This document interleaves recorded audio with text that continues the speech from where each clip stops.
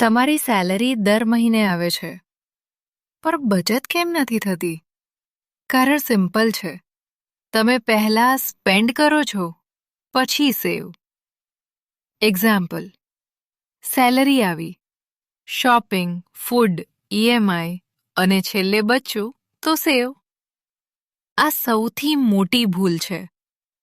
Smart લોકો શું કરે છે? રૂલ: સેવ ફર્સ્ટ, સ્પેન્ડ લેટર. એટલે શું? સેલરી આવે એટલે પહેલા 20% સાઈડમાં મૂકી દો, પછી બાકીનું સ્પેન્ડ કરો. આ ટ્રીકથી થોડા સમયમાં જ સ્ટ્રોંગ સેવિંગ્સ બનશે.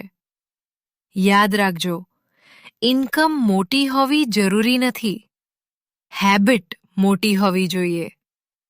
આવું ફાઇનાન્શિયલ નોલેજ માટે ફોલો, સબસ્ક્રાઇબ અને શેર જરૂર કરજો.